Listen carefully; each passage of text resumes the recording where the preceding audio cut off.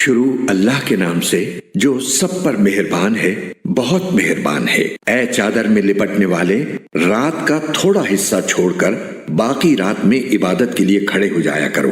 رات کا آدھا حصہ یا آدھے سے کچھ کم کر لو یا اس سے کچھ زیادہ کر لو، اور قرآن کی تلاوت اطمینان سے صاف صاف کیا کرو۔ ہم تم پر ایک بھاری کلام نازل کرنے والے ہیں۔ بے شک رات کے وقت اٹھنا ہی ایسا عمل ہے جس سے نفس اچھی طرح کچلا جاتا ہے اور بات بھی بہتر طریقے پر کہی جاتی ہے۔ دن میں تو تم لمبی مصروفیت میں رواں دواں رہتے ہو اور اپنے پروردگار کے نام کا ذکر کرو اور سب سے الگ ہو کر پورے کے پورے اسی کے ہو رہو۔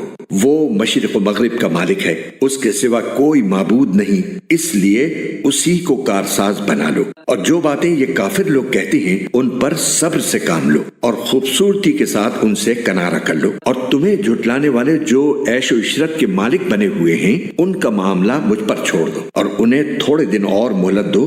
یقین جانو ہمارے پاس بڑی سخت بیڑیاں ہیں اور دہکتی ہوئی آگ ہے اور گلے میں پھنس جانے والا کھانا ہے اور دکھ دینے والا عذاب ہے۔ اس دن جب زمین اور پہاڑ لرز اٹھیں گے اور سارے پہاڑ ریت کے بکھرے ہوئے تودے بن کر رہ جائیں گے۔ جھٹلانے والوں، یقین جانو ہم نے تمہارے پاس تم پر گواہ بننے والا ایک رسول اسی طرح بھیجا ہے جیسے ہم نے فرعون کے پاس ایک رسول بھیجا تھا۔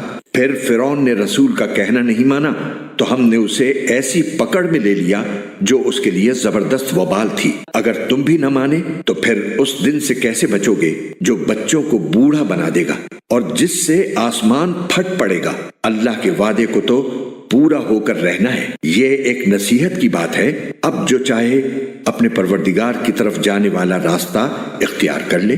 اے پیغمبر، تمہارا پروردگار جانتا ہے کہ تم 2/3 رات کے قریب اور کبھی آدھی رات اور کبھی 1/3 رات تہجد کی نماز کے لیے کھڑے ہوتے ہو، اور تمہارے ساتھیوں میں سے بھی ایک جماعت ایسا ہی کرتی ہے۔ اور رات اور دن کی ٹھیک ٹھیک مقدار اللہ ہی مقرر فرماتا ہے۔ اسے معلوم ہے کہ تم اس کا ٹھیک حساب نہیں رکھ سکو گے، اس لیے اس نے تم پر عنایت فرما دی ہے۔